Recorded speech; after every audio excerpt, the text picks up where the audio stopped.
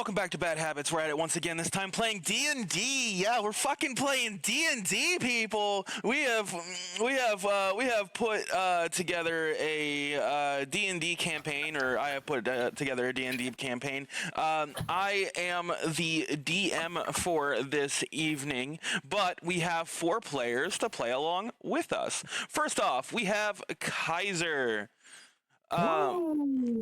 We have Soul. We have Austin. And we have Tess. I punched a baby once. Hey, I was a baby. Give Maybe me I was that baby. one moment here. I am a silly Billy, and I decided to be fucking stupid. Not use the professional microphone off the bat. All right, Austin, can you say something for me? Something for you. Awesome. All right, you are all able to hear Austin. Yeah. All right. That should work just fine. Everything's ready. I'm excited. I'm excited to get into this today, guys. I have a whole story ready. I have knocked on the streamers here's back doors, so we are all going to be sharing a chat. The streamers here are going to be Soul, Kaiser, and myself. We will be getting into the campaign itself shortly. Now, before we get started, would anybody like to explain their characters? Like, you know, obviously we have your backstories and stuff like that, which I will explain here in a moment. But I can go first. All right, Kaiser. Let's see. Let's hear what you got. So my character, his name is Chestic. He is a rabbit folk, and he is a cleric. A cleric who worships Saloon. And yeah, he is not a very violent person. He loves just being able to heal and support his allies. He will fight if he needs to, but he prefers not to. He's just not as comfortable with combat. Yeah. All right. Now, for this specific campaign, I had to make everybody's backgrounds because I needed everybody to be in a specific spot at a specific time for the specific thing to happen. And that is not normal when it comes to being a DM. Normally, you let your players make their own backstories, but in this case, they are all brothers and sisters. So I made their backstories for them, and then I'm letting them free after this point. So Kaiser's backstory. Give me a second here. Would you like to read it, Kaiser, or would you like me to read it? You can go ahead and read it. All right. Kaiser's backstory. What's your character's name there, Kaiser? Chestic. Chestic's backstory. I'm saying I should have put your guys' name instead of your actual name because I'm just reading it at this point. All right. Chester, you were born with a connection to the gods unlike anyone else among your family members. A gift said to be given from Saloon to be able to mend others and their wounds at what seemed like an almost endless rate. Though your brother had a slight talent for it, Didan, who is Austin, and often helped you out. Say that again? Dadan. And often helped you out from time to time in healing people. Your talent for the restoration arts far outclassed any of those else on the island. As such, your father and the rest of the clan named you the healer of the island, a position that would keep people coming in droves to be patched up by you or your helpers. Day in and day out, people would be brought to you with major injuries and slight scratches, and it was your job to make them better, give them hope, and send them on their way. Most people would find this task daunting as the work seemed to be never ending, but you were different. You loved your job, the stitching of skin back together, the sound of bones cracking back into place and mending. Before long, without noticing it, it became a problem. Taking late night trips to people's houses when in need, whether it was a scratch or a break, no job was too small for you and no task too big. But really, what could you say besides you love your job? that is Chestic's backstory. Chestic's. I'm gonna fucking have trouble remembering these fucking names. I'm right here. Chestic. At least There we just be go. glad it's not the name of my last character that I played, Iradil. Oh yeah. Oh, I'll be tripping over that consistently, all the time. All right. Who would like to be next on explaining their character?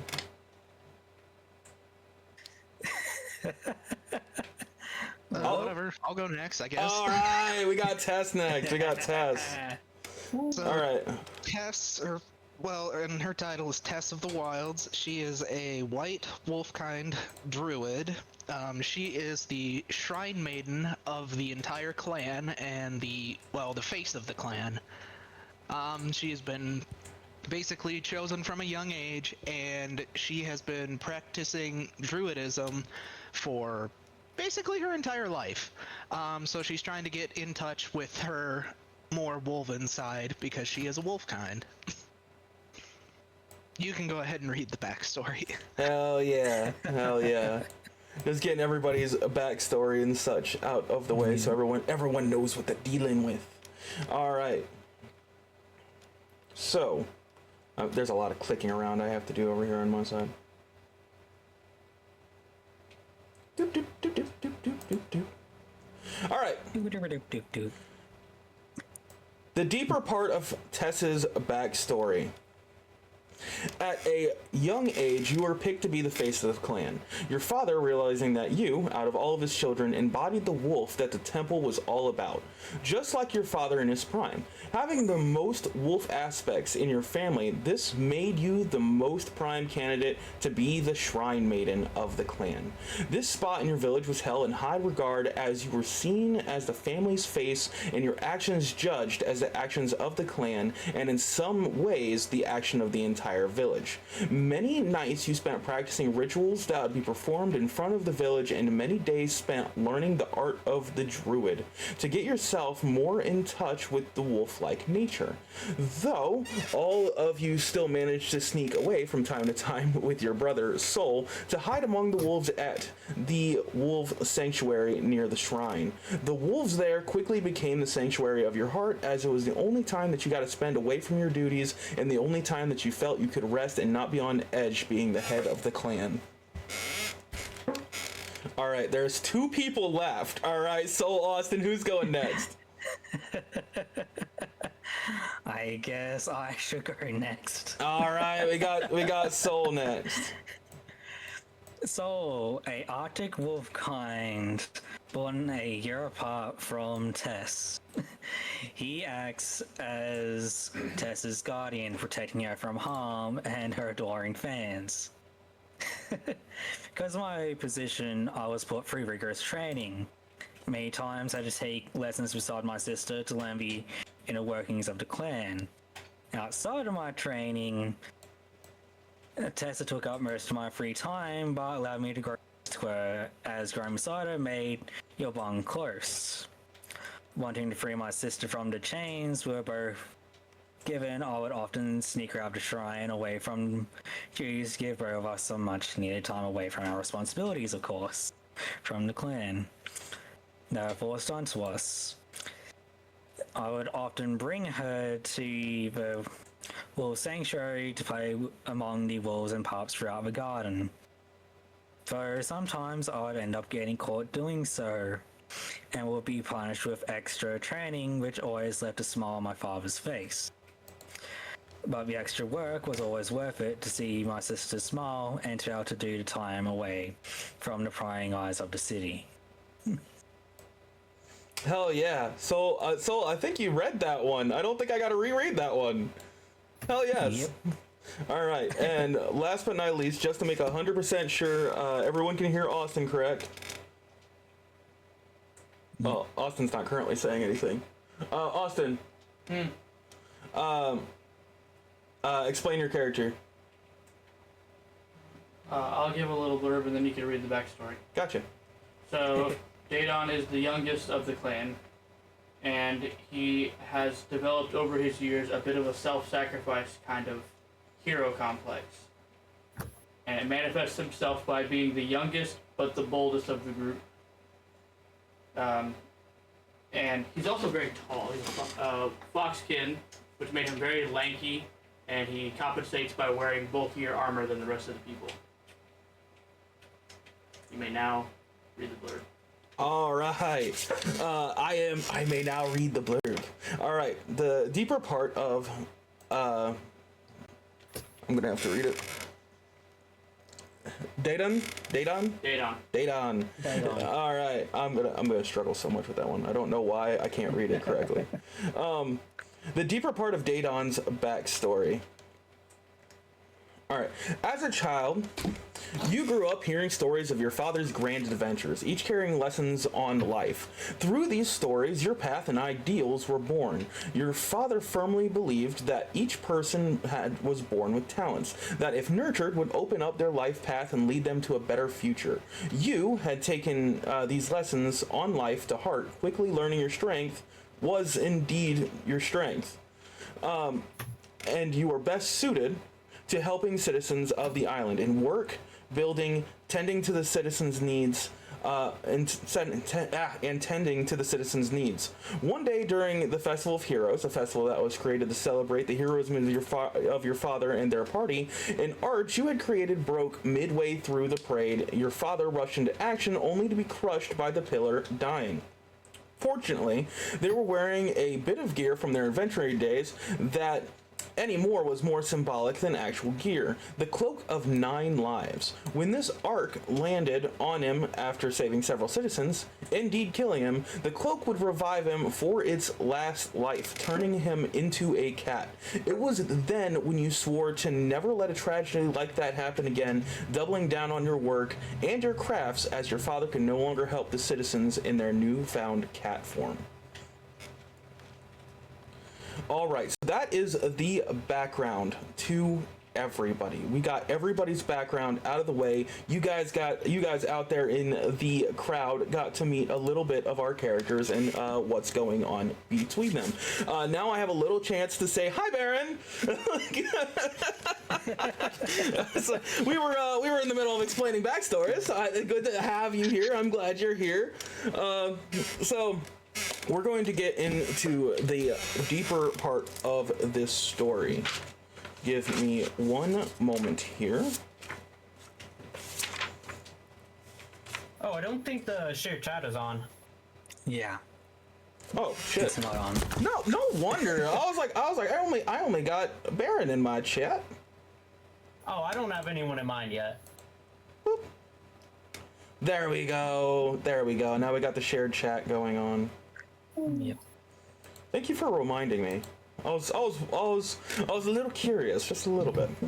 All right, so There we go. first things first. We are going to show the crowd, everybody out there watching, enjoying the stream. We are going to show you.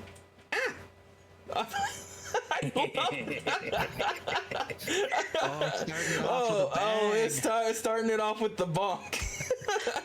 So many. Wait, is that cheese? What the fuck? Nom nom nom nom nom nom. Look, it's on my shoulder, like fucking my shoulder, my elbow. It's on your weenus. My weenus. Yeah, that would be the weenus, wouldn't it? It's on my weenus. All right. So, introducing the island with the shittiest drawing you've ever seen in your life, but it is still the island. If I can find the island, here we go. Click. All right, this is the island that you all live on. I sent the picture earlier to the group chat, so you guys should have had a little bit of time to be able to study it.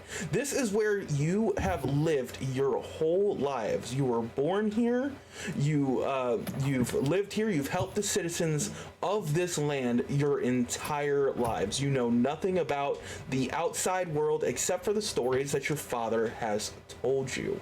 Now, these stories have ranged from fights to everything, but you guys have never heard the story of how he actually defeated the big bad.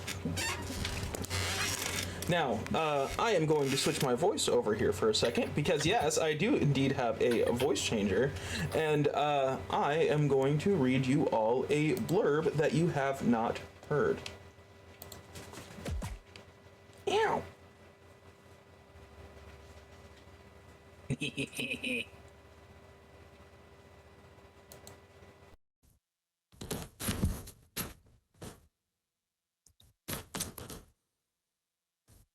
Gather around, children. Let me tell you a story. Back long before any of you were even thought of, I was an adventurer. On the great many things we did.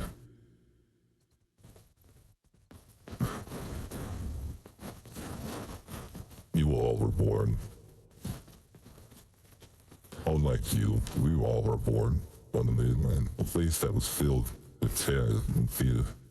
Death was a common occurrence for us all, each of us having lost our families in the hunt.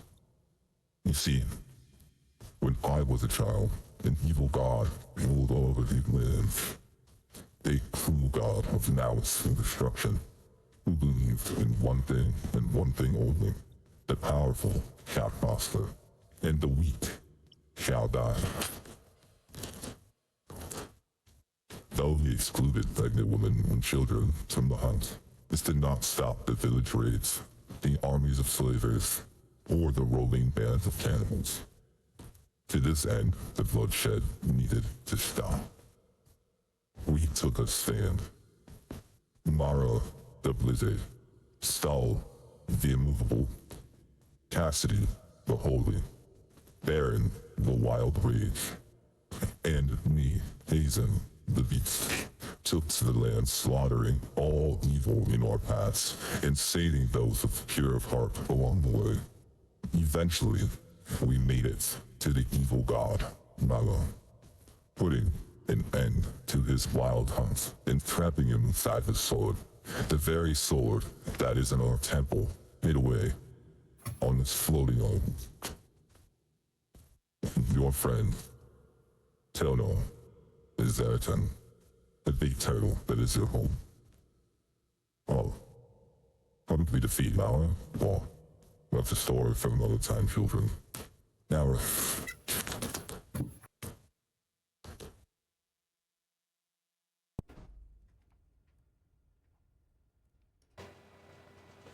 As the party would dream, you know, sunshine, rainbows, and butterflies, suddenly your dreams would turn for the worst. Bad things happening. You see villages burning, fire high as mountains, people drowning. All while in the background, you hear, You shall lose everything you love. The world will fall to chaos once more.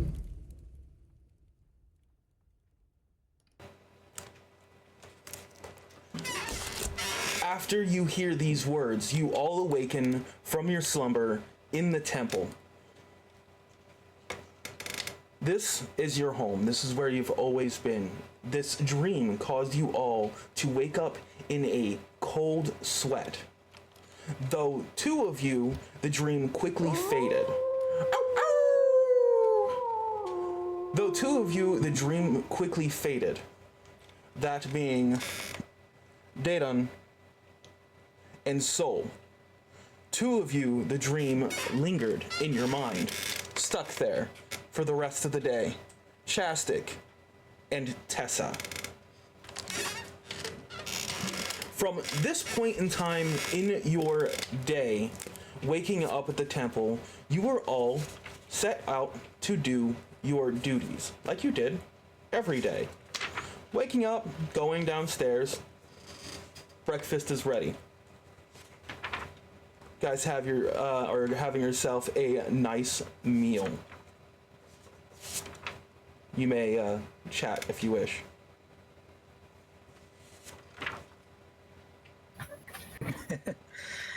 Oh god.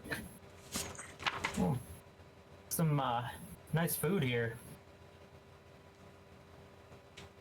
Mad it is. All I could do was a fresh hunt. I had a weird dream last night. Oh, you too? Yeah, I mean, it's probably nothing, but it felt strange. A dream, you You say? should heed your dreams more carefully. Dreams are omens. Your father would walk into the room after hearing you talking about something about a dream. Now, having been an adventurer before, they did take heed of dreams, but as far as he knew, everyone was safe. I wouldn't worry too much about a dream, children. We have been safe on these waters for years. Though nightmares still plague me, nothing bad has happened. Attempting to convince you all that the dream was nothing.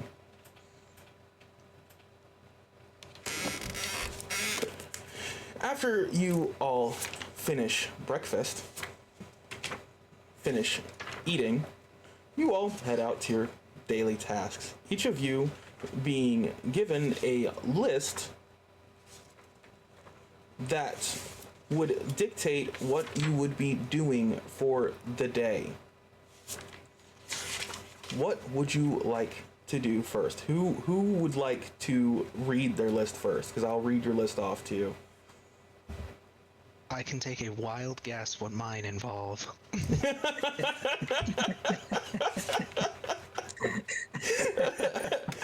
Mine probably involves some debauchery and prostitution.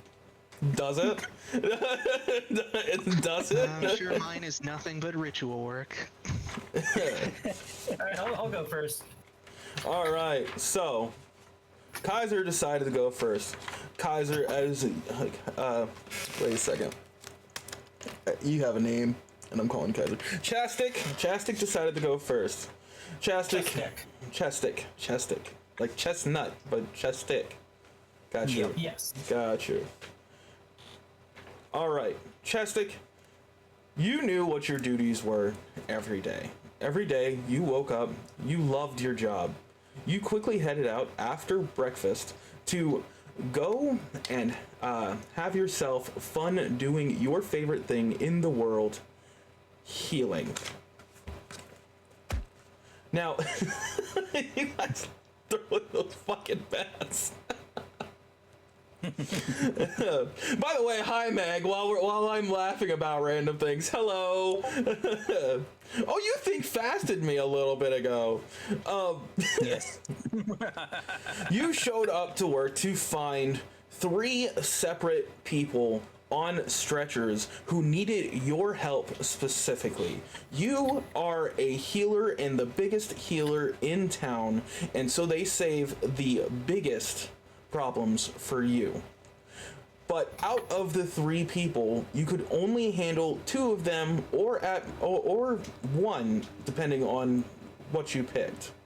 There was a child who was mangled. They seem to have fallen down the side of the mountain when they went to go and play. They should have been playing in the area, but they said they saw something, and they tried to follow it, but ended up tripping and falling all the way back down the mountain. They are super badly hurt, and it will take you all day to mend this child back to a normal state, or semi-normal state. There is an adult with broken legs. They were working on their roof, trying to make their house look better when they tripped and fell off the side of the roof, trying to catch themselves on the ground by landing on both of their legs. Both legs snapped and went through the skin on both legs. Quickly, they were rushed to the hospital and put onto a stretcher waiting for you because you were one of the only people on the island who could handle this. And last but not least, a old woman who took a tumble off of a cart while it was going full speed. have all kinds of scratches and broken bones, but nothing that is absolutely horrible. Stuff that, you know, it'll take you a while to fix, but is not life-threatening. The child will take you all day to handle. The adult and the old woman will take you half a day each. What would you like to do?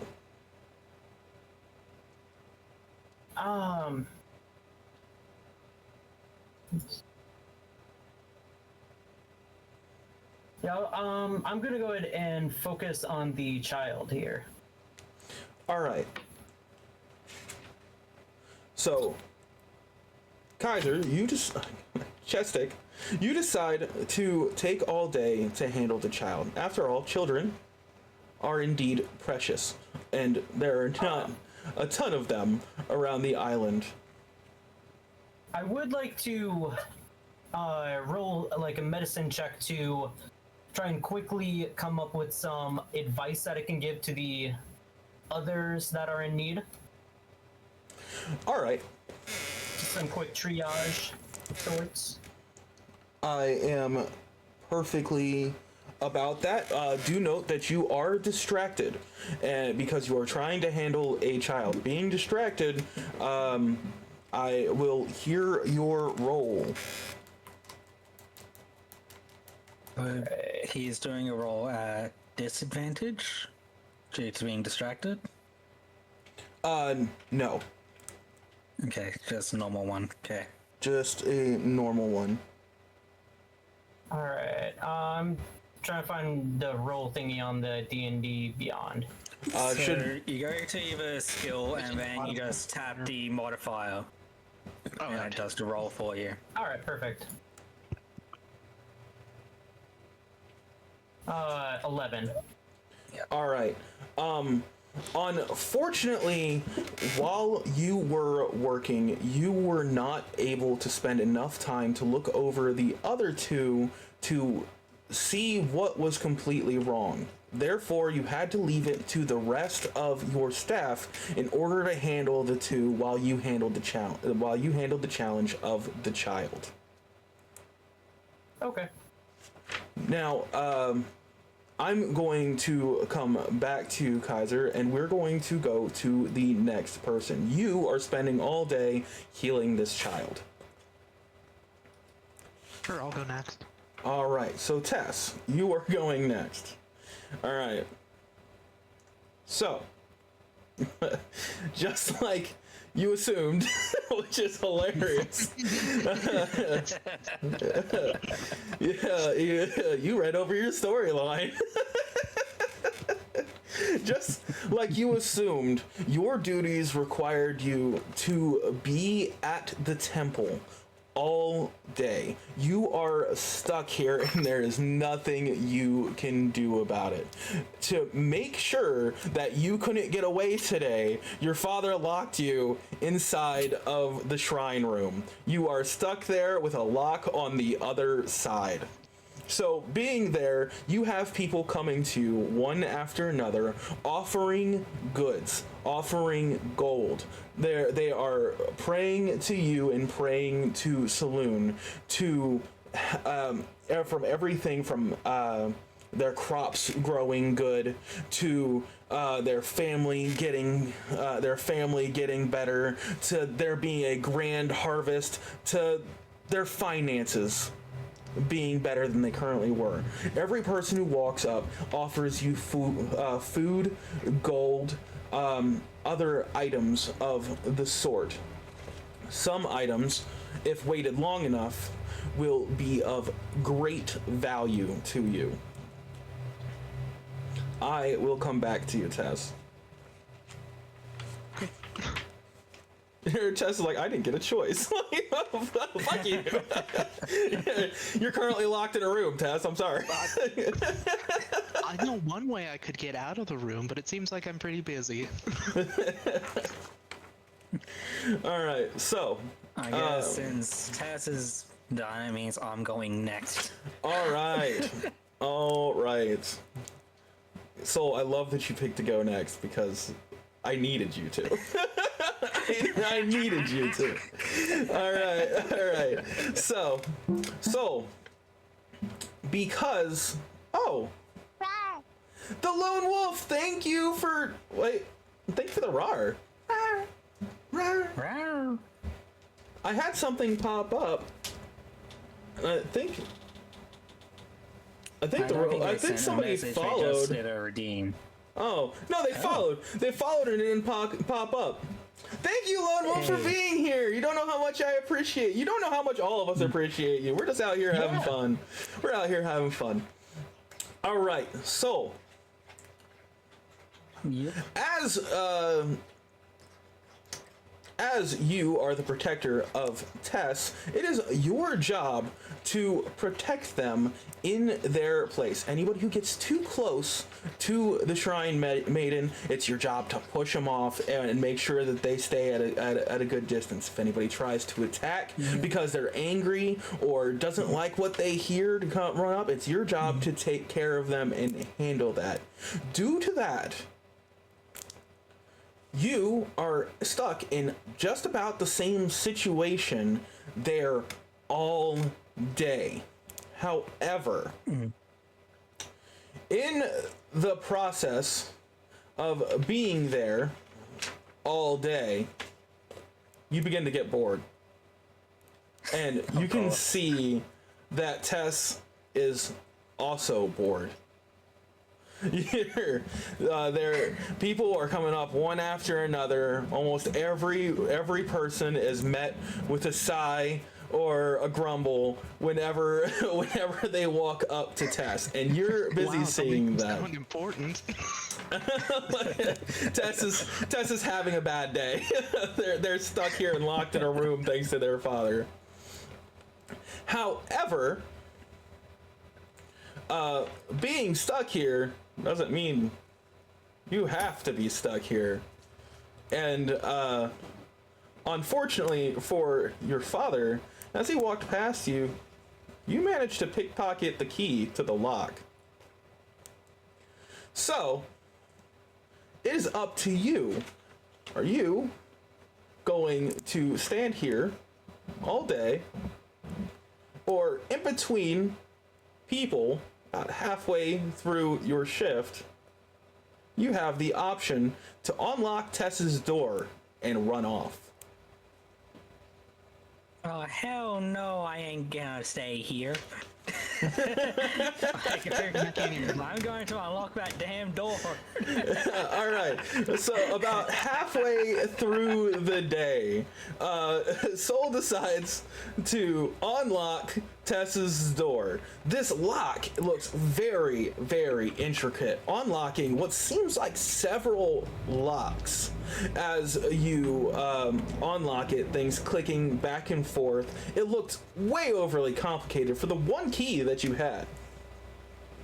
As the lock comes out, you put the key into the lock and you stuff it into your pocket. Add a anti-knock lock to your inventory. Okay.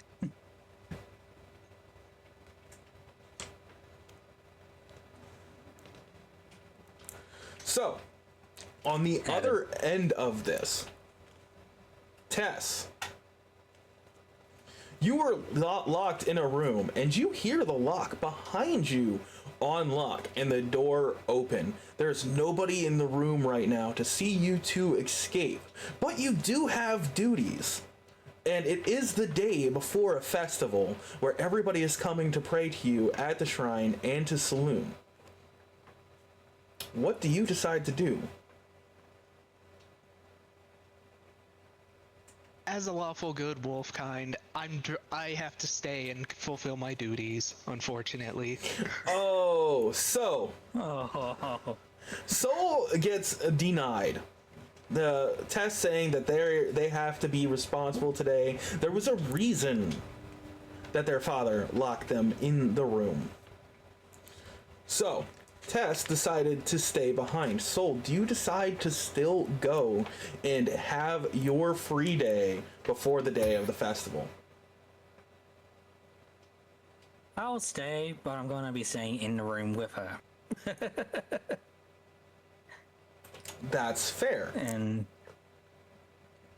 yep, and find something fun we can both do while we pass the time. All right. All right.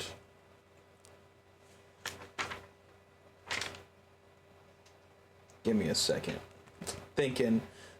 Find something to do. So, okay. So, give me you have a D4? Is there a Yeah. D3, actually? Nope. No? No. All right, So so D3 can use a D6, 1 to 3, All right. and then give me a D4. If it hits a 4, roll again. okay.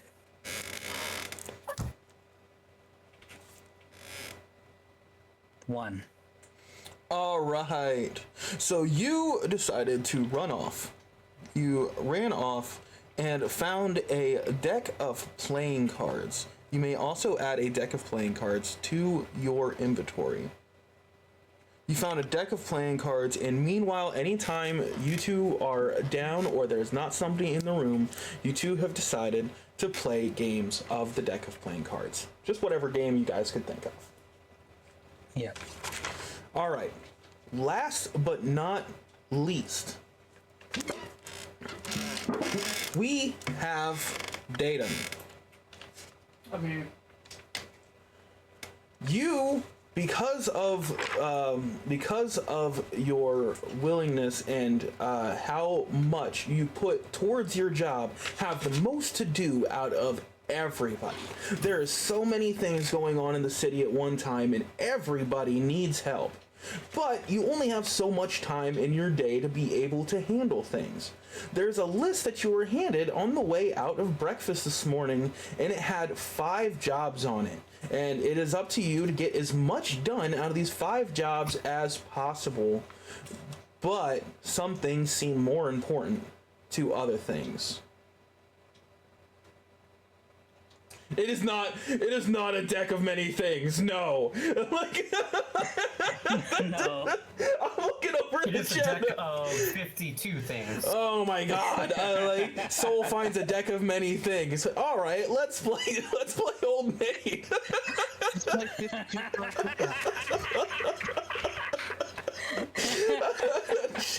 God, that would be so fucking so we're horrible. speedrunning a broken campaign. Speed running the campaign. Hell yes. Hell yes. All right. So, Datum, Yep. on your list, it says, the first item says, Tom needs repairs after the last earthquake. Every once in a while, you know the giant turtle that you guys live on has stomach aches, and it makes their stomach rumble, and that rumble causes shakes throughout the whole island. Unfortunately, sometimes those shakes cause things to break down and fall apart, and Tom's house is now in shambles after the last earthquake, and they really need your help. If you take up this job, it's going to take you all day. But they promise to pay you in kind. Cherry needs help planting crops. Now, these crops help feed the city and everything, but honestly, it doesn't seem as important as fixing somebody's house up. But just as everybody else has said, they promise to pay you in kind for all of the day's work. It'll only take you about a half a day in order to help Cherry out. Ken needs lumber. This is also a job that would take you a half day of going out to one of the forests around the island and chopping down trees for lumber for Ken. Pam needs help to the temple. Pam is a very old woman, and they can't walk too well, and they need help getting from town to the temple, as there's a large forest path in between the two. They really could use your help helping them through the forest path and over the ridges and the different stones to get to the temple so they could pray for the day. This will take you about 25% of your day. Jill needs help making a street sign for their new shop. This will also take you about 25% of the day. But They said if you help them out, they will give you a nice fancy set of clothes. What do you choose to do? Well, of all those, it seems like the house would be the most important to my character, so he's going to prioritize building the house. Alright, so Austin, you're going to spend all day working on Tom's house to fix it back up after the earthquake. Now, because you all stuck to your jobs throughout the day, you all got rewards for doing your jobs for the day. I'm going to start with Austin, and I'm going to move through the pages. First of all, Austin, you decided that you were going to fix Tom's house, spending all day on repairs after the last earthquake. They rewarded you with 2 days worth of food, 15 gold pieces, and a set of arcane incense. Ooh, interesting. All right, moving on to Soul. Soul, due to your training and your guard duty, you were handed things to be able to guard Tess. And when you're handed things, you were allowed to keep them around the temple. For staying all day and doing your duty all day, you were awarded with 2 ice arrows, 2 fire arrows, and 2 acid arrows.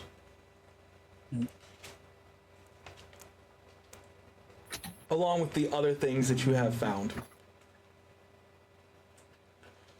All right, Tess, you decided to stay and do your job instead of running off for the evening. That means you get your full reward for staying there for the evening and all items that were given to you and prayed for it. This includes 20 gold pieces, food,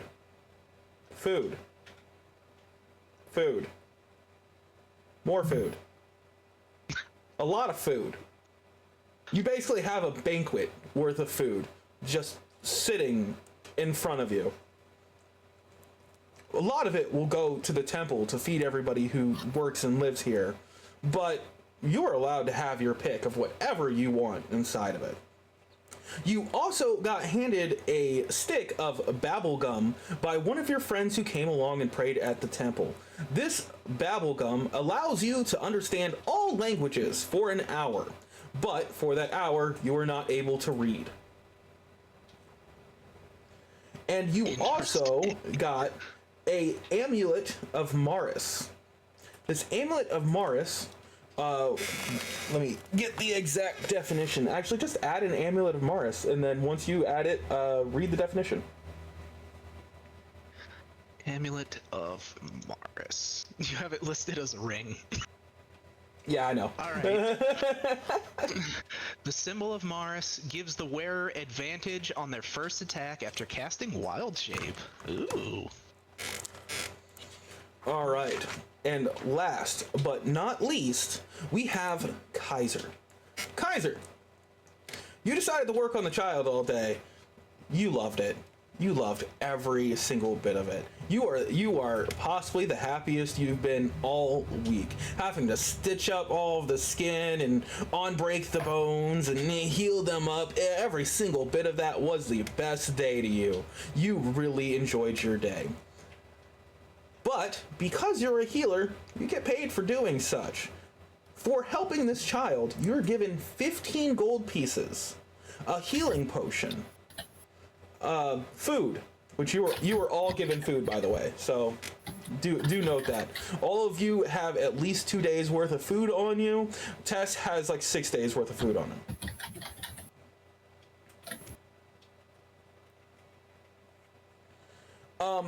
You also are given an amulet of flowers. Of course, as the day is wrapping up, I thank my wonderful staff for an excellent day's work. Hell yeah, they all thank you. They are super happy to have you. They love having you here. You make their jobs and lives easier.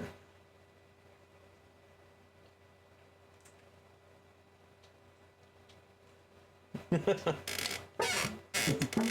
just went ahead and added extra rations. I don't know how much you use in a day, but Just put Well, like each ration is it one should- day. yeah, each ration is a day for a full food. So each of you that is have way too much. Then. Okay, Yeah, so I have 16 then. yeah. I mean, counting what goes in your pack and everything. So yeah, you have a lot. You have a lot. I have 12. Yeah, everybody has a lot of food on them. Yep. Now, Actually, in regards, because of my rations from when I was saying, off my character, I actually have 22. on your character, Anyhow. what? Jeez. Yep. All right.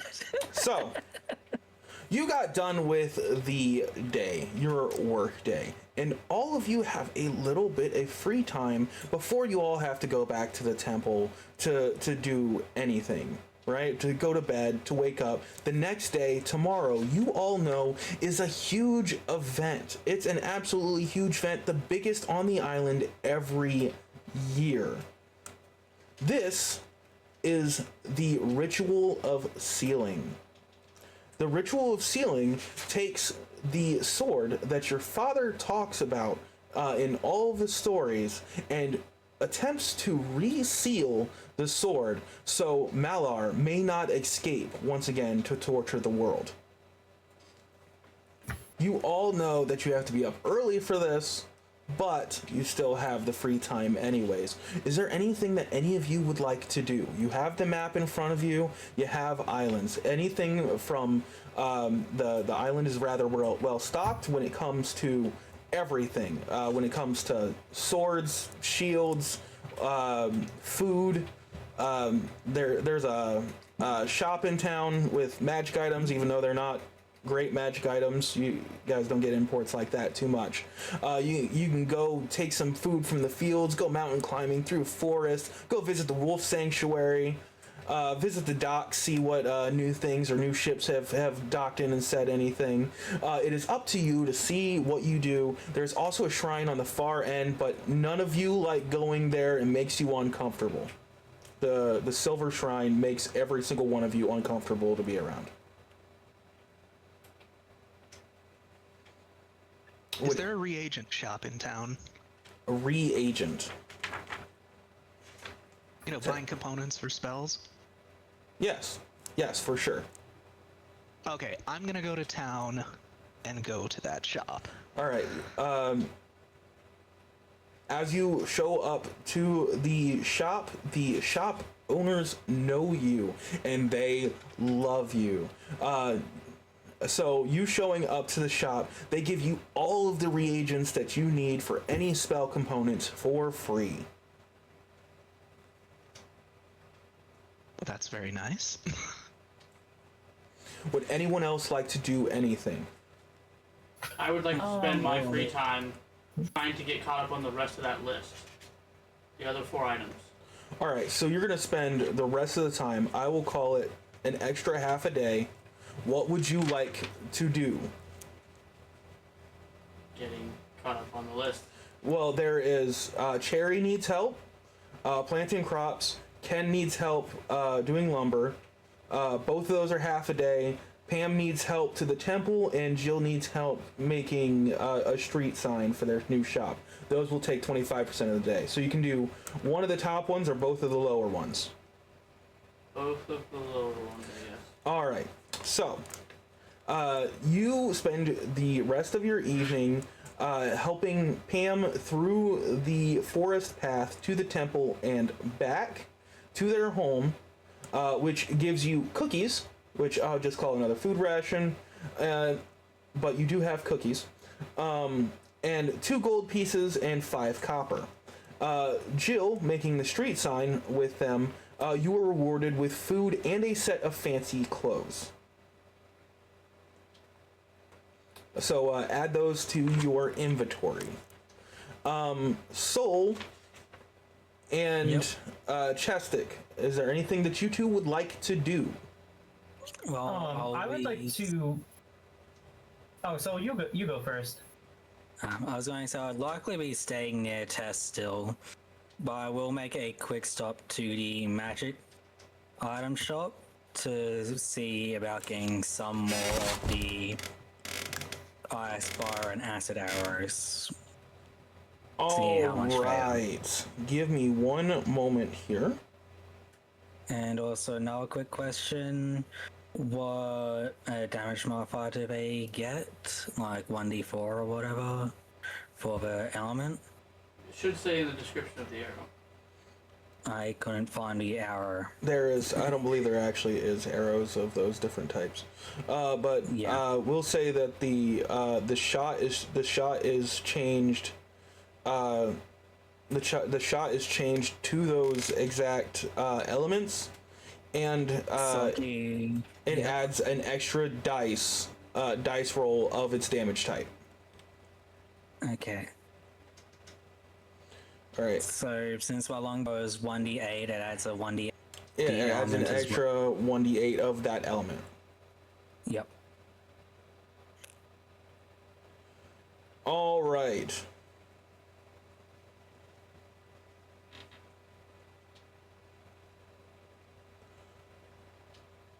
So, give me one moment to look through here. Yep. As you make your way into the magic shop, you see that the magic shop has been mainly cleared out for the festival. Everybody was buying things, getting their cool magic items to show off during the festival and around different places in town. You see different things as you're walking through the town, little fireworks going off, little imps running around back and forth before quickly disappearing. Balloon animals being blown up and coming to life before taking a few steps and exploding. But the shop itself is relatively empty. Inside the shop, there is no more arrows. Unfortunately, they did not have any, but they do have a bag of pocket sand, a extra stick of babble gum,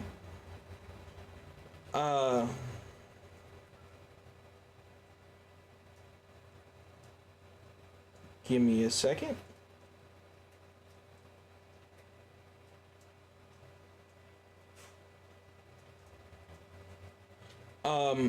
Apple woods.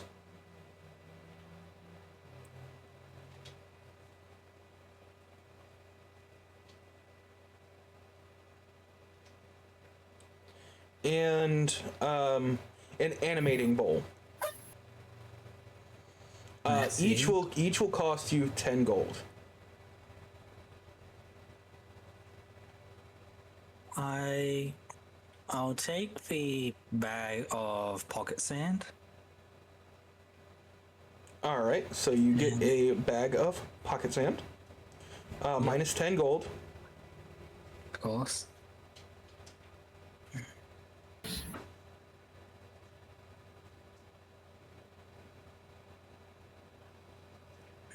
That to there, and then gold. Remove 10. There we go. Pickett Museum says, I heard pocket sand? Yes, you did. A bag of pocket sand. Yes, that was what I was laughing about. Pocket sand. And after I get the bag of pocket sand, I'll return to looking after Tess. All right, so after getting a bag of pocket sand, which add to your inventory and check it out. It's a fun little item that we put in there. Yep. You return back to Tess to protect them for the rest of their evening as they look through town. I believe. Oh wait, Kaiser, you're next. Yeah. Still concerned over the well-being of my patient, I go to the child's house and knock on the door. All right. You find their house from their paperwork, which you probably shouldn't looked at, but it's not like you didn't know everybody in town anyways. And you go to their house and knock on their door. They answer relatively quickly with the child in tow, who is very, very thankful that you helped them out because they no longer hurt. Is there anything you would like? Little one, how are you doing now? I'm doing great! Oh, that's perfect. Everything feeling better? Fantastic! Now just remember everything that I told you, alright? I will. And if anything hurts again, don't be afraid to stop by. The father and mother of the child were super excited that you came along and checked him out, thanking you profusely for coming and seeing their child, making sure that they were okay, even after you have already healed them and have done so much for them. They don't have much, as they had paid for their child's renewal and getting better, but they did have a special piece of bacon that was made just for this specific day right before the festival, and they wanted to share 4 pieces with you. They share 4 pieces of bacon of hope. Bacon instead of hope? Yes. Oh. Thank you very much. I will enjoy this.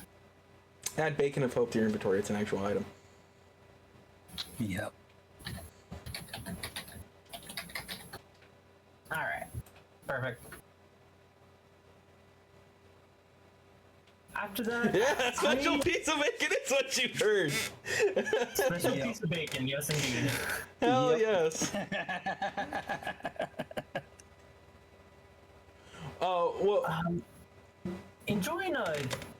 preferring to enjoy a more quiet evening, I decided to take a stroll through the forest. Alright, so after checking on the child, you take a stroll through the forest and spend the rest of your day thinking about how good your day was.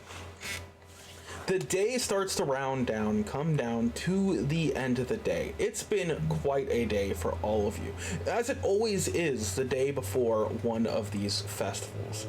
It was a lot to handle, but you all did your diligent work and helped out around the city and the town like you were supposed to, being the good clan members that you are of your wolf clan.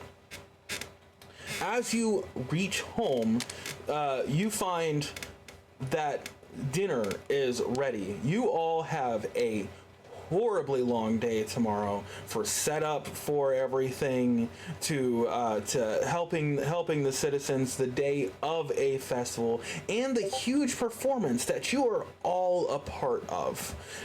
That guarantees you a fantastic meal the night before. You all get home to find that your father had been cooking all day with the rest of the staff at the temple in order to make a feast of feasts. Give me one moment. Right? It's still a cat. Yeah. They weren't actually able to help any. They were just directing people. Like, you make apple pie. You cook meat. Very efficient. Yes, your father is a cat. I explained that earlier, but I do like to reiterate again. So, I love that I said that when I changed my voice. I forgot that I changed it and explained things. Just gotta love it. Welcome all the children. Welcome all. We have prepared a feast for you, as you will all be super busy tomorrow. How was all of your days? Well, I couldn't treat as many patients as I wanted to, but it definitely made a very strong impact in at least one child. Monotonous as always, Kratos. Now, Tess, I told you not to call me that. That's a vicious god. That is a vicious god.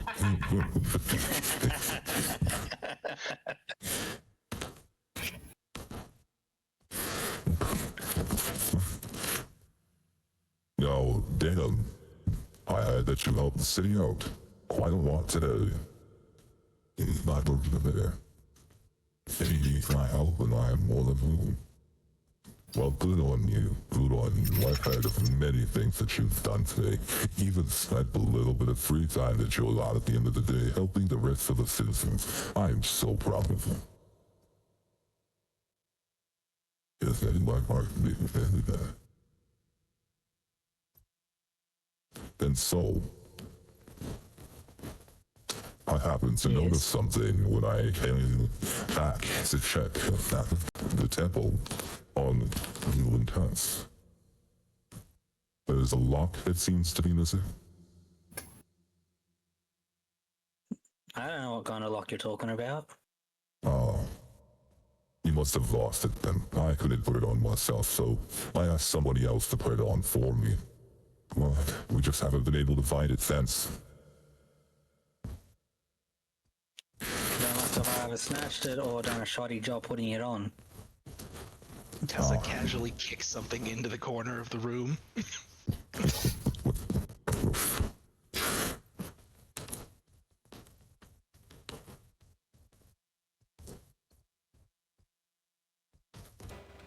Sorry for the pauses. It takes a second to switch voices. What were you going to say, Kaiser?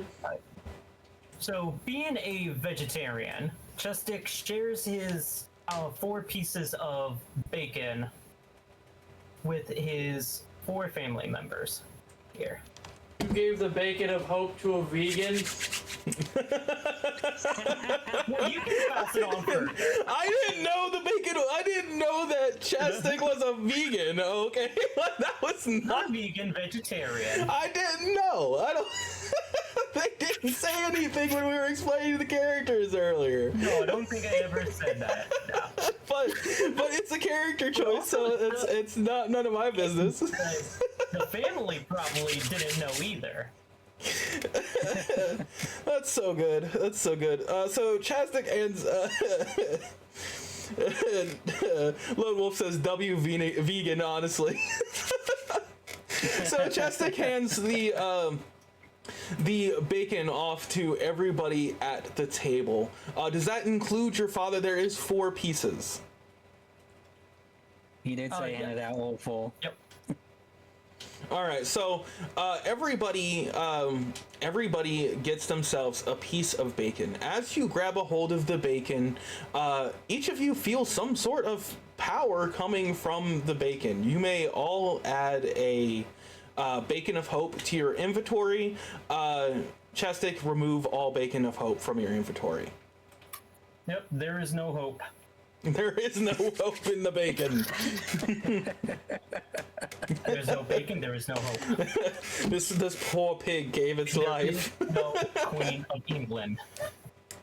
England? What's England?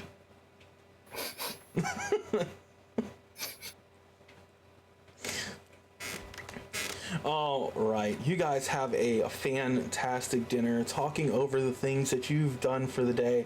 The meal is absolutely huge. There is not just you, but several members of the temple, and even smaller members of the temple, like people who are just normal cleaners and everything. Everybody's come together to have this huge meal together, but your whole family is at the head of the table. Now, while you are all sitting at the table, you hear screaming from outside, just right outside one of the windows that is nearby, your father commanding one of the workers to open the window so everybody can clearly hear what's going on outside. It is a naysayer. There is somebody outside who is claiming the end of the world. They are out there screaming, "It will all burn! It will all burn! Everyone will die!" This is a person you guys know as Crazy Steve. Crazy Steve has been in the town since you guys were little, and this is the things that he's always saying. It is always the same exact lines. Everyone's gonna die, everyone's gonna melt away, the world's going to end. Always at that. However, for two of you, as the other two have brushed it off your shoulders, two of you, it stings especially hard as you continue to think about the dream that you had at the beginning of the day.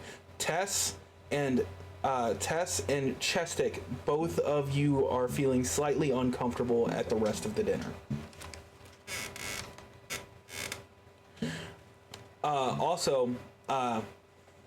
Give me a second. Like I said, the voice changing takes a second. I've got hundreds of thousands of voices.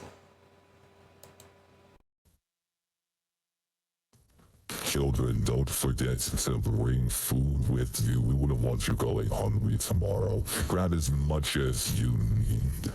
Bring it with you so you guys do not have to worry about checking your goons tomorrow. It is a very, very important day. You may all add 2 more rations of food to your food.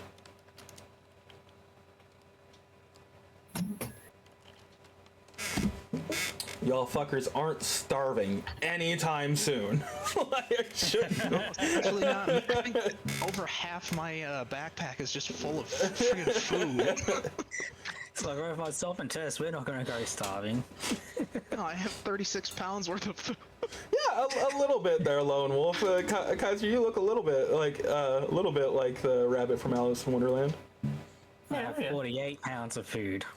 You're all right. So stop worrying about the weight of things. We're barely keeping track of that. Whereas, as far as I'm concerned, all food weighs 0 pounds. All right. Oh, say what were you saying? As the dinner is going on, I quietly excuse myself to go outside and talk to this Steve. All right. You quietly excuse yourself while walking out the door after collecting your food and everything.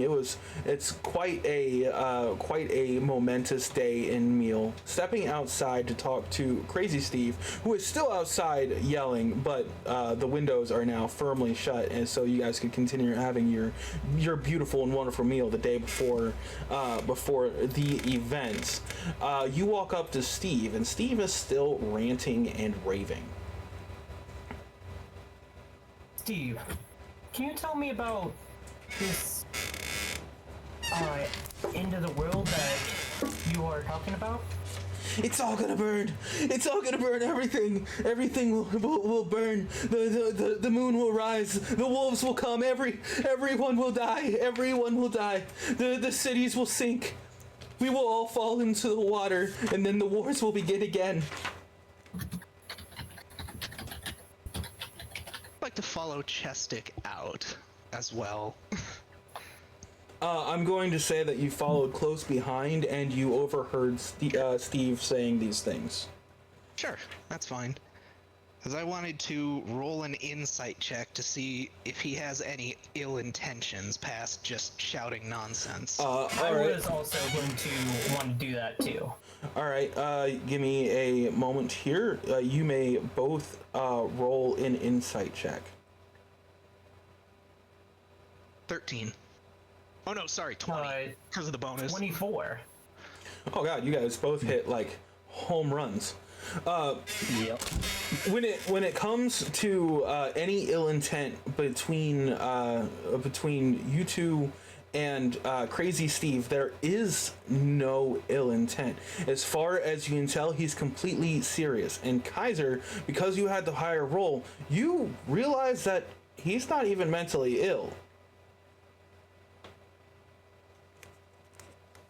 Tell me, what will lead up to these events? I saw it. I saw it all. I saw it. I saw it. It's Crazy Steve, seeming even more crazy, ran off.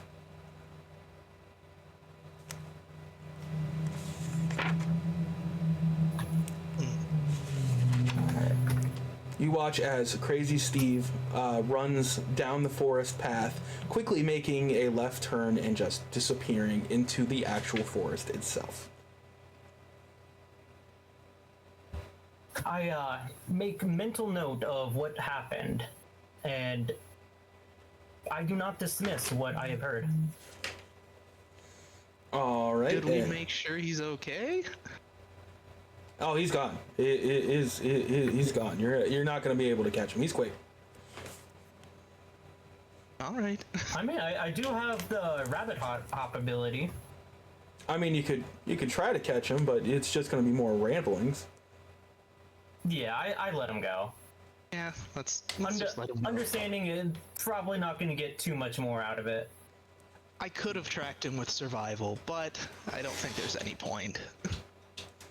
All right, so you two make your way back inside of the temple. Finish chatting up with the rest of the temple. All four of you do, having yourselves a grand night the day before an event. As you all go to bed, because the day is winding down and you have to get some sleep before tomorrow's event,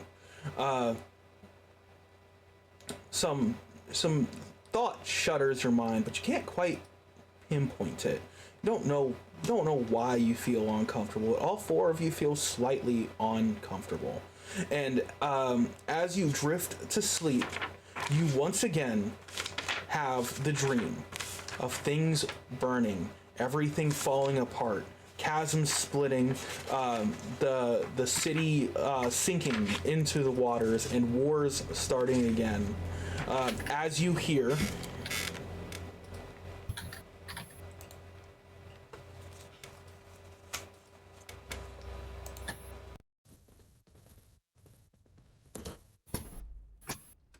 You shall lose everything you love. The world will fall into chaos once more. this time you stay asleep throughout the whole night, but you do wake up to feel extremely uncomfortable, the dream being on the front of all four of your minds. Mwah. Aw, Tess, you got a kiss from Lone Wolf. Oh. Ooh. Well, thank you. All right, so as you wake up for the evening. You know you have a long day ahead of all of you. It is going to be such a long day. Everybody in town is quiet, and even several members of the temple left early in the morning to go to the Silver Temple. You never understood why. Fucking SpongeBob chicken. that was kind of funny. Even several members of the temple made their way to the Silver Temple, which is let me move Soul here in my hat.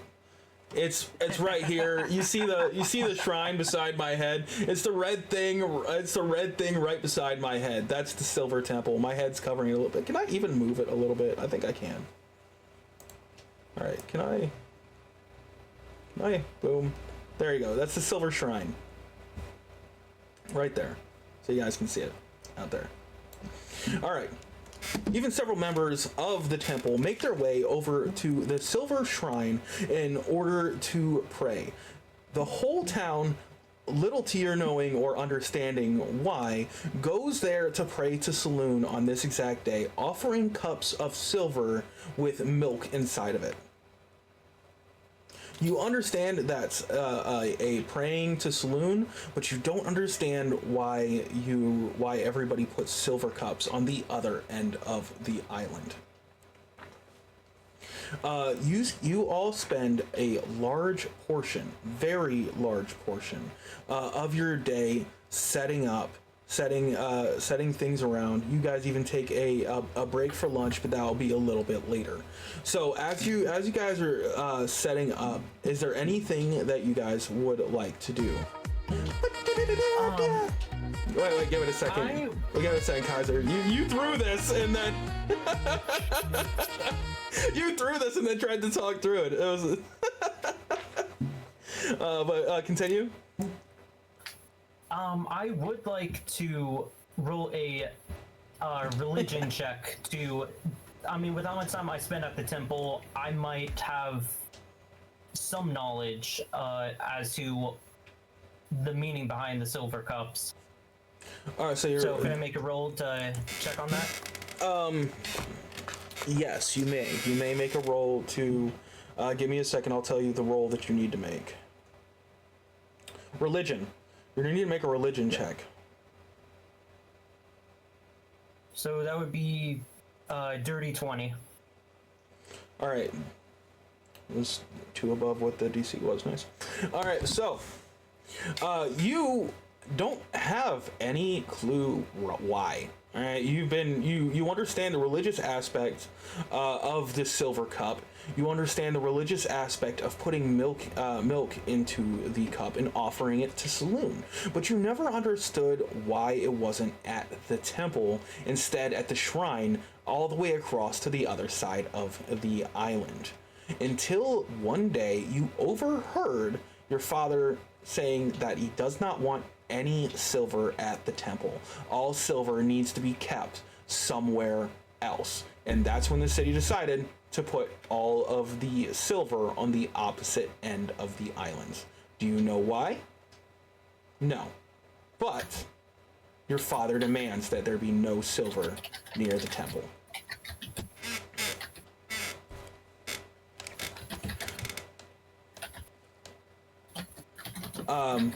You guys spend time setting up streamers, setting up a stage. All 4 of you have a performance that you have to do tonight.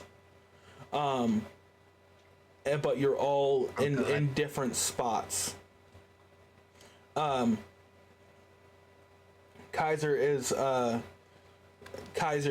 and Tess are meant to dance. Oh, sorry. Tess and Soul are meant to dance. Kaiser Chapstick is meant to play music, and Dadon, there we go. I'm gonna have such a hard time with that name. I don't know why. Like, it's such a simple name, and my brain can't comprehend it for some reason. Dadon will be running the lights throughout the show. Now, as you are all working to set everything up, you start to get people filtering into the main rooms of the temple, just one at a time. Here, there. Every once in a while, you see somebody you don't notice, which you all think is kind of odd, but you don't really put any thought into it. It's just you're too busy. You don't have time to talk to anybody. You have to get things set up for the festival. As you're getting things set up for the festival, your father, the cat, walks into the room to check on your progress.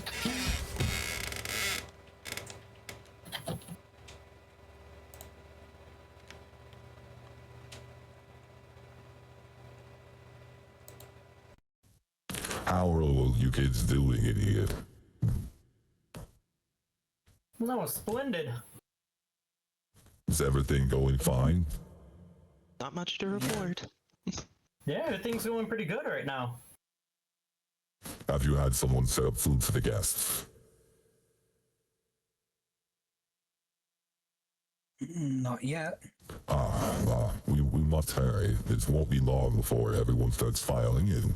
We may even have to start everything early this year. What's not? There's no rush. It's just, I want everything to be on time. This is the most important day of the year. And if we can start early, that means we're not starting late, correct?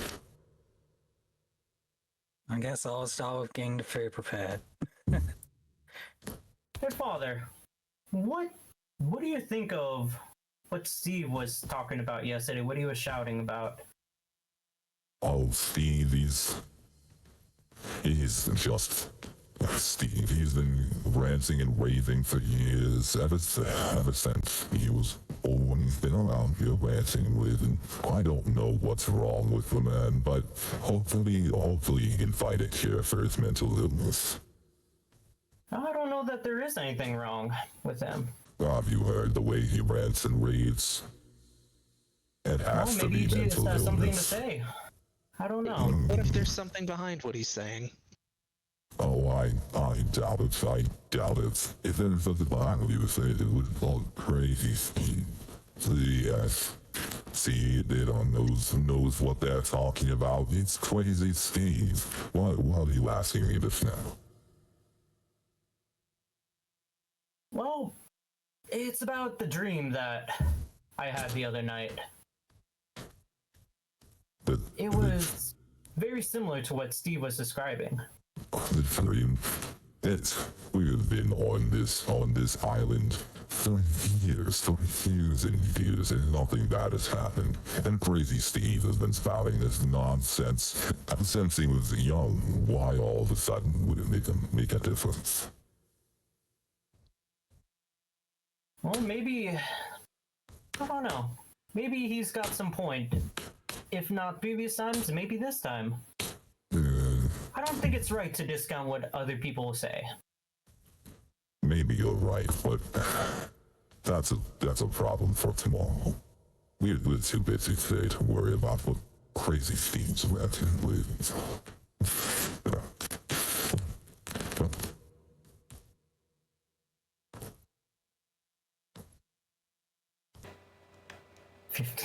Your father looks a slight bit concerned that you would bring up the dream twice and crazy Steve, but heads off all the same, heading out the front door to the town to make sure that everything's going well there too, being that the festival is all over the island. While they were having that conversation, Saul made his way towards the kitchen to start preparing the food.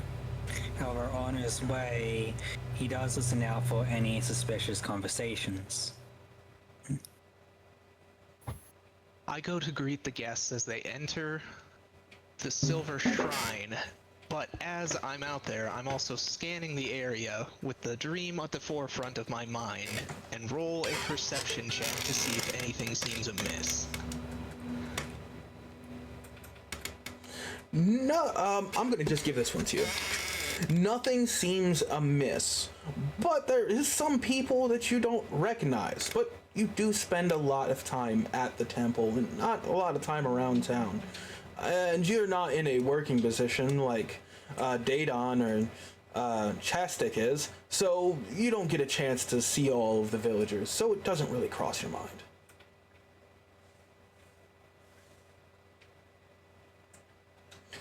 As the day winds down, it gets closer and closer to the time of the performance. Everything seems to be going according to plan. Everything from the food to all of the people coming into the temple. Everybody's chattering about their praise and what they want from Saloon after playing at the temple. All of the things that they were hoping for, and how excited they are to see the show that the temple puts on every year. No matter how it goes every year, because some years there have been a flop, everybody still loves it because they all love you. So there's not a lot of pressure on your guys' performance, but you still try to put on the best performance you can. Soon, after hearing everybody chat and getting the rest of everything set up, your father comes in, licking his lips and coughing a little bit, but shaking his head and ignoring it. He continues to walk in. A group of people from the temple carrying in the sword of Malar, behind him, placing it into its designated spot on the stage where the curtains are closed in front of it. It is time. The time has come. The lights are slowly snuffed out around the room. All of the fire put out, except the fire around the stage, and the lights getting ready to be set up. Which you guys have special things for, things that when the light's on, it just sprays it outwards. You do all live in a magic realm, so. So, as the performance starts, I need you all to make a performance check. Oh God. Oh dear. What were you saying, Before Kaiser? the performance, before the performance, I cast guidance on everyone. Oh, good. That's a good one. What is that? That's a +2 to rolls, correct? D4. Oh, it's a D4. Yeah. All right. Plus D4. All right. So because you cast it on everybody, I'm gonna do you guys a favor, and I'm gonna say, roll a D4, and between the four of you, we will take the highest roll.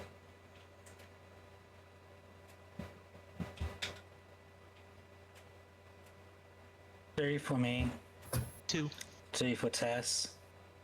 Just a moment. Ask you to slow. Austin is going to be a singular moment. D4 roll Chestic with got 1. 2. I thought someone said they had 3. No. So we I got. said Tess had 2. I had 2. Chestic has 1. All right, so it's a +2 to all of you. All of you make a performance check. Dear. Oh, never mind. 21. 12. So that's 11 plus the 2, so 13. Alright, I got a 18. All right. So, everybody rolls mid or higher. So, since everybody rolls a 10 or higher, the performance is rather good. Tess and Soul, you two are dancing around, and though Soul, you don't know the dance as well as Tess does, and Tess has to lead a little bit with you stepping on toes once or twice throughout it. The whole performance goes on with you two without a hitch. The music is going fantastic, except for some notes missed back and forth. You didn't get enough time to practice as you were going through your days and doing all the healing, spending extra time to heal your customers, and going and checking on them afterwards. I mean, Yeah, go and checking on their underwear. Just looking through people's drawers. And Daedon, your light maneuvering is immaculate. Going back and forth, making sure that all of the lights change colors, that they really accent the flow of the performance. Now, with this, Daedon has their bag on them. Chestic, you were asked to hold the bags of Soul and Tess on you as you were playing the music. It made it slightly harder to play, but you were asked so you could hand it off and so items weren't stolen. Even though it's a small town, you do have your fair share of pickpockets around the town. Everyone knows who they are, but nobody wanted their stuff stolen while everyone was busy. So you're holding 2 extra bags on you for the moment, just over your shoulder. As this is going on, you all notice that the people that you weren't exactly sure who they were all wearing the same colored cloaks. They were all wearing green cloaks, and their hoods slowly start to drop down, one after another throughout the crowd.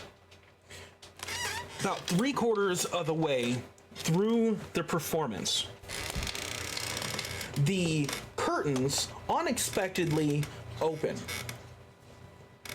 And when the curtains unexpectedly open,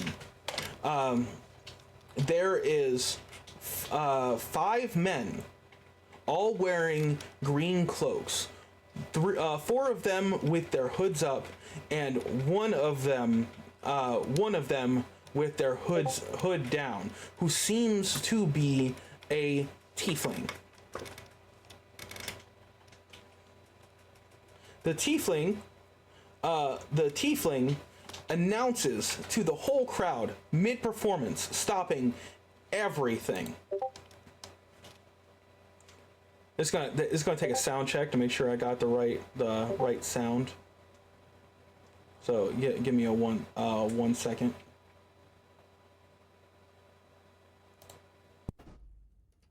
Check.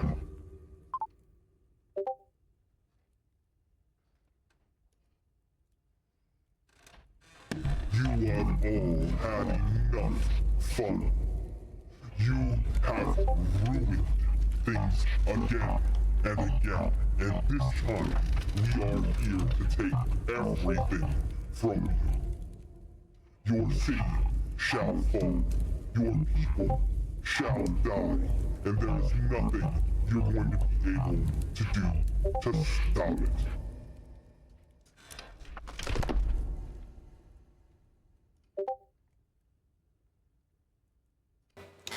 Your father runs past you onto the stage, attempting to get to them before they take the sword out of its holdings. They grab the sword as your father is making their way and lift it out of its holding. The runes that were along the bottom of the thing holding the sword going dark.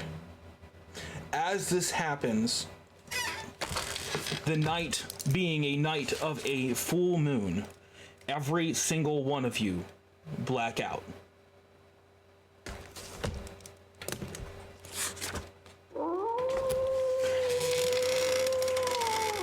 None of you know what's going on during this time. You know time is passing. You can hear things, but you're not sure what they are. Some screams, some slashes. Sounds like magic being casted. But none of you can identify it. You're all in a state of sleep, but a state of sleep you've never been in before. As you wake up, you are on a beach. The sun is now rising. You don't know what happened to the night. It just passed. Everything was gone. You see the giant head of the turtle that is your island laying on the beach, being dragged up by another giant turtle. Its head split open, the island now dead. People being thrown off the top of the island onto the beach and dying, parts being strewn about, and people in cages being dragged up onto the beach. You and your siblings, along with you and your sibling, along with your father, are all chained inside of a cage that stops the chain, stopping any sort of magic from happening. You look around yourself and see nothing but people that you've known and love being dragged onto the shore in cages. A large war breaking out over the horizon, screams, yelling, the clanking of swords and shields battling back and forth, fireballs being casted. You think you heard the words, power word kill. There is a huge war that you are being dragged towards at the moment in these cages. As you look around, you realize that each and every single one of you is covered in blood. And the blood is not your own. You have no idea what happened the night before. Everything was crazy. Everything just stopped mid-performance. The only thing that you know is that all of you, that Kaiser still has everybody's bags on them. Sorry, Chestic has everybody's bags on them. And everybody else who had their bags on them also have their bags on them. Chestic passes the bags out back to everybody, because I'm deciding that. Passes the bags back out to everybody as you are continuously dragged towards the side of a cliff face. At the top of the cliff where the tiefling who was standing there was waiting for you. As you reach the side of the cliff face, Chestic, you start to cough. Roll me a Constitution check to see if you can keep it down.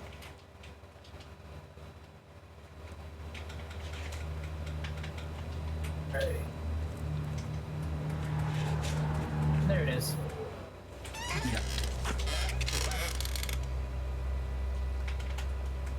Oh. Not 20. Nice. You are able to keep it down, but it makes you feel uncomfortable. Like you're not knowing something. Like, you know, you are throwing up for a reason. But I critically hold back my coughs. and everything stays inside. You keep it good and down. You are introduced to the side of the cliff where when you look over it, all you see is miles and miles of fighting.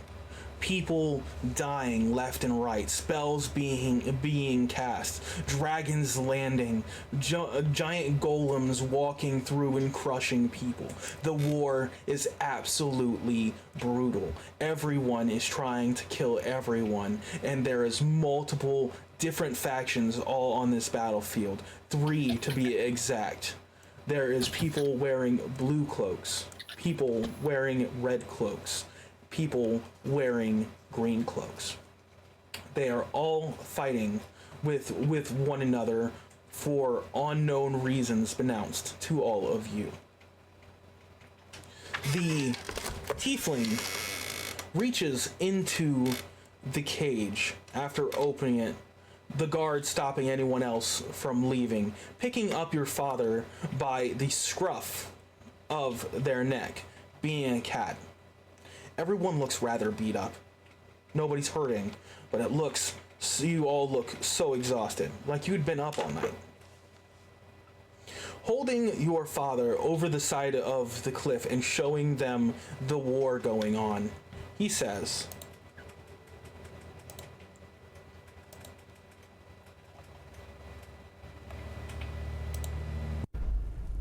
Look what you have done.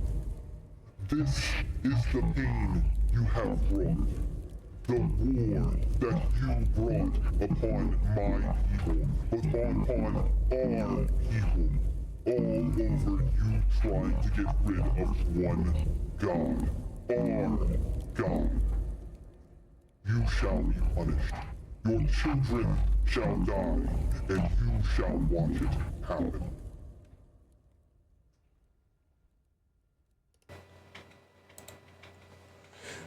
swinging there above the edge of the cliff, Your father looks over these lands with almost a disdain, with almost sadness. This wasn't supposed to be. The stories that you were told as children was that the wars stopped. Was that after the god was put into the sword, everything was safe. But unknown to your father and to all of you, wars broke out once again. Over what seemed like factions, all trying to take over, but no one here knew why. Being grabbed by the scruff, your father looks at all four of you. At all four of you, and says,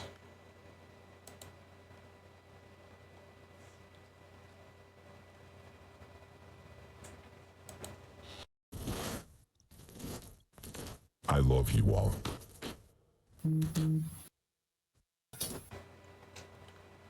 Before coughing up a hairball.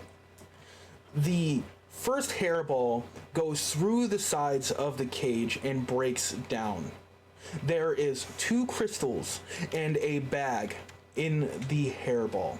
It seems that your father did take into account what you two had said to him about the naysayer, Crazy Steve, and everything that had happened. He thought about it and knew that he had dreams when he was young also, and didn't want these things to come to pass. So he swallowed some magical items in order to be safe over everything. The first gem, a blue gem, breaks and all of the cuffs fall off of all 4 of you. The tiefling standing on the edge of the mountain quickly looks at you as your chains fall to the ground, commanding his minions standing there. Stop them now!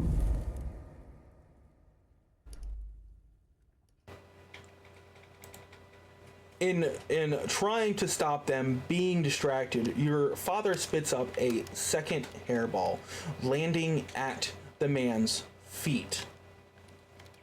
As the hairball unravels, it explodes into a huge fiery ball, knocking both of them off the cliff and into the war down below.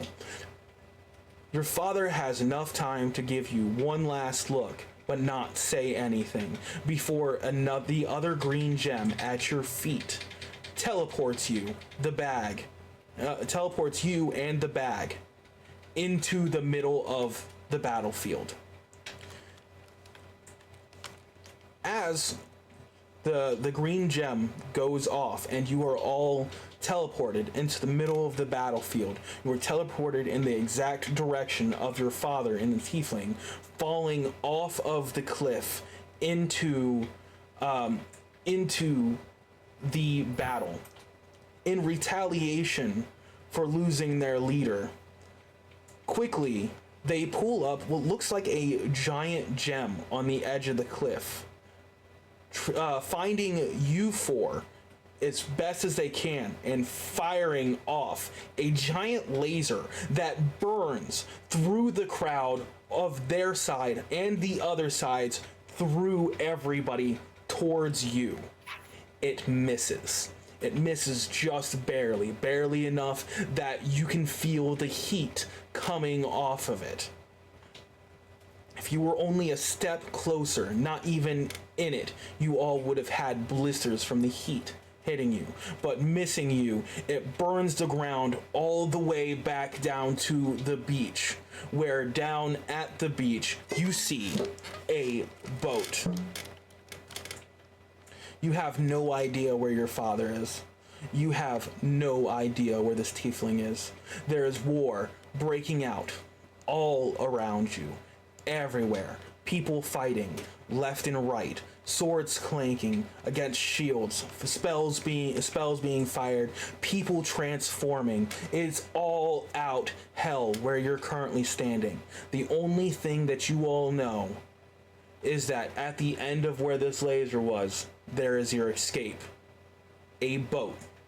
And you are quickly losing time to get to it as the space is filling back up. What do you do? Look I'm to the going to- others. What? Give me a second. Austin spoke up first. What were you saying? Okay. I'm gonna grab the nearest sibling by the arm and lift them up. We have to get to the boat. All right. I'm gonna say the nearest sibling was Chestic. Very easy to pick up. He got put. Yes, very easy. He got put into a little arm hold. 3 foot two, Dedan 60 said- pounds. Dedan said, we have to get to the boat. It starts making their way that direction. What do you other two do? I grab Tessa by the wrist and point towards the boat as a quiet gesture for us to get moving as fast as possible. For both of our sakes. Let's see. I would like to re-describe something from inside the cage before you teleported, just because I find it important. There was two go gems and a bag. The bag was teleported with you. I thought you said they exploded. No, there's two gems. One unlocked your chains. The other one teleported you. The one that your father spit out at their feet exploded. Soul, I have an idea.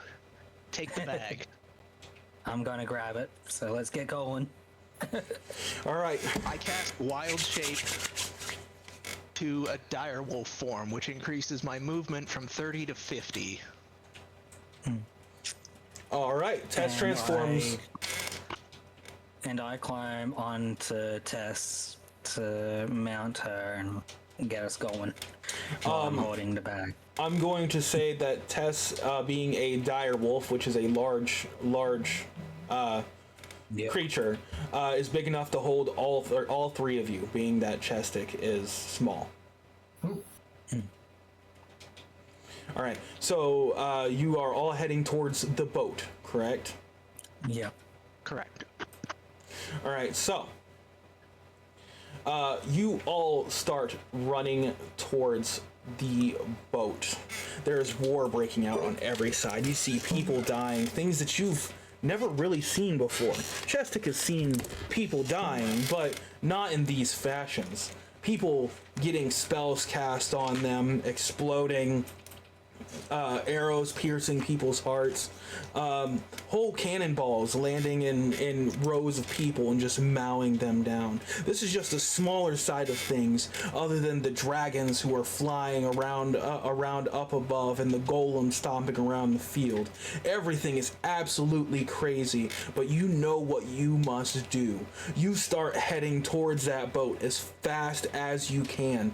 The row that you have to go being burnt beneath your feet, not burning you, but being scorched through every step, and slowly starting to fill with people on either side who are fighting back into the hole, filling up the hole with war once more. As you start running, one of the first things that you run into that blocks your path is 4 goblins. These 4 goblins stare at you for a moment, you having used the path to get to the other side of the war. They seem to be having a hell of a time. This seems to be their thing. They love this war. They love this battle. And as soon as you make eye contact, the fight is on. Now, we have about 10 minutes before the end of the stream. We have to drop it off at exactly 2 hours. So, I'm going to save that battle for next time. But in the meantime, we have free time. So I would like to talk with everybody about the campaign. All right, so so we got a couple minutes to talk with everybody about the campaign. This is, by the way, the picture we got ready for just the burn mark in the war and everything. You guys are making their way down the middle of the burn marks and everything. Making my way downtown. So, what are you guys thinking so far? You guys enjoying yourselves? Yeah. Definitely making progress. Having a good time. Hell You yeah. just blue balled us right before combat, but Yeah, well, you know, I have to. I have to. My dog's got a grooming appointment today, so it has I'd to. extend it a little if I could, but unfortunately, Yeah. it's like the stream ends at 12 and like the appointment's at like 12:30. Yeah, so Awesome's gonna have to run off. Aw, thank you for the head pats. I appreciate it. Jesus, what the fuck? Here's the thing, Sam.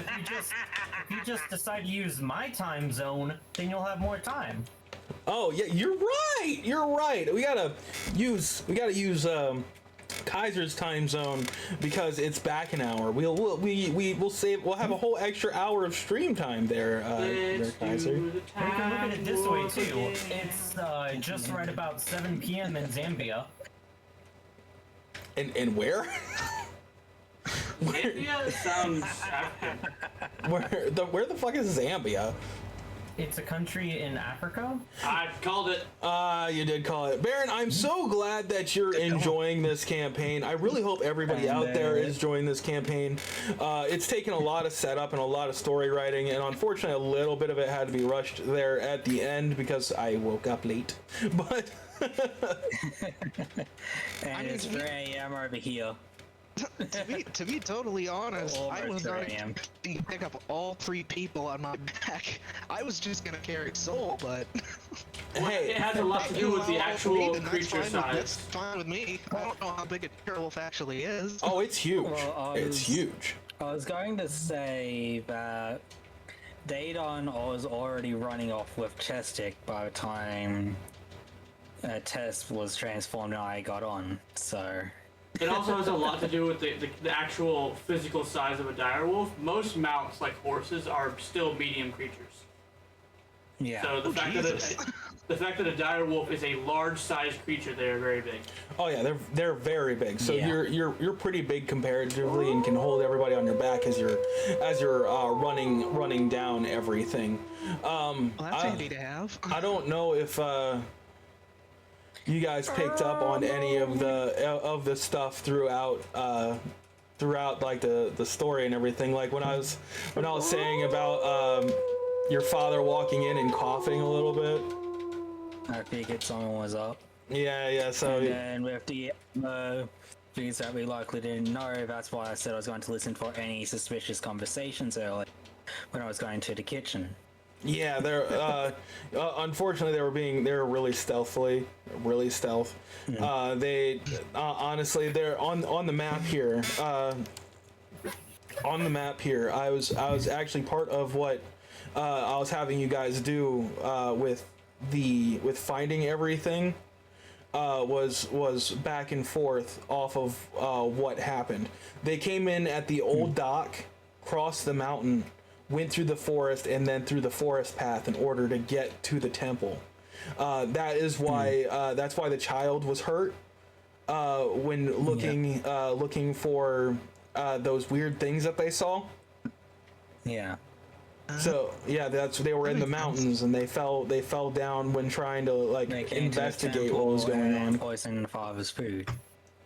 Yeah, everything throughout everything has had some sort of plan to it. Unfortunately, this map here is going to be a one-time use only. Maybe I might be able to use it again later. I have a few plans or whatever. But the giant turtle is indeed dead, which is a little sad, little unfortunate. There is another giant turtle on the beach somewhere. Dragging this turtle up onto the beach. Since it's never going, well, no, it might come up again. So I'm gonna leave that to be something later. because it's kind of making me chuckle a little bit. With Kaiser, because Kaiser is like, it was like, I'm a vegan. And I'm like, oh no. Not a vegan, a vegetarian. I'm a vegetarian. I'm like, oh no. Oh, this is gonna make what I had planned like later so much more devastating. I was actually thinking, like, when we were doing preparations, of putting the alarm spell on the door to the temple. That'd have been pretty good. That'd have been pretty good. Yeah. But yeah, guys, I really hope you guys enjoyed the first session of the War of the Five Nations. We are getting ready to be into combat, so right at the beginning of next session, which will be next Thursday. So everybody's meeting together on next Thursday. Everybody's going to have to roll initiative, and we're going to get into battle. I'm like super excited to be bringing this to you guys. I've been working like super hard on it in the meantime that I've actually had to work on it between, you know, streaming, work, and you can ask Austin. There's been several nights where I've stayed up all night this week to like 3 hours before work just to write the storyline and get everything all ready for this. Feel free. I will derail it. 100%. How dare. Don't worry. How dare. Feel free to look up the gods Saloon and Malar. Those are the gods you know about so far. You might get a little hint on what was going on when you blacked out. I know a few people in this group have played Baldur's Gate, so they should know who Saloon is. Yep. Yeah, I know. I'm pretty familiar with Saloon. What were you gonna say there, Sam? Tess? Yeah. So I don't know if you saw my message. I figured out why none of those items that I picked before we started were working, because they all had to be attuned. Oh, that's Just hanging out in my why. inventory. Yeah, we were trying to figure that out so hard. Yeah, so my stats did go up quite a bit from all of those. Speaking I of attuned which, them right before we started. I am going to give you guys a little bit of information. This is going to be a rather long campaign, so I'm just like letting you guys know that beforehand. But when you guys, there's going to be a certain level. I'm not going to tell you what level, so you guys aren't like begging for it as we get to it. But there's going to be a certain level when there's a custom item that I can basically get you guys attuned to that increases the amount of attunement slots from 3 to 6. That will be happening later down the way as we get farther into this campaign. Sam, I think you forget that as D&D players, we are legally obligated to beg for level ups at the end of each session. Oh, yeah, you're right. No. Is that right? No level up for this. You did. No. You did town things. Fuck all. You did town things this session. Do I level up? No. All right, but I think that's going to be it for the evening. I'm not going to say bad habits because there's a lot of people here this time, but guys, thank you all for being here. You don't know how much we appreciate for you guys coming around and watching our shenanigans. We decided to have ourselves a little D&D day, and so far I think it's turning out great. Everyone else seems to think it's turning out great. So thank you guys all for joining this evening. Our sessions are going to be about 2 hours, so everything can stay kind of like mixed in, and I will be posting every single one of these videos to YouTube. I encourage everybody else to too, because I would love to see like between Soul and Kaiser here, I would love to see your guys' ends of things and your guys' setups. I'm actually really excited about that. But thank you guys all for being here, and I can't wait to see you all next time when you join us right here on the War of the Five Nations. We'll see you guys. Bye. Bye. And I do also want to mention on my chat here that there's only 20 days left. I am 38 followers away from hitting that goal. 38 more followers and y'all get a picture of me in a maid dress. Fuck yes. Fuck yes. Give Kaiser followers. I want to see them in a maid dress. Ow, ow. Bye, everyone.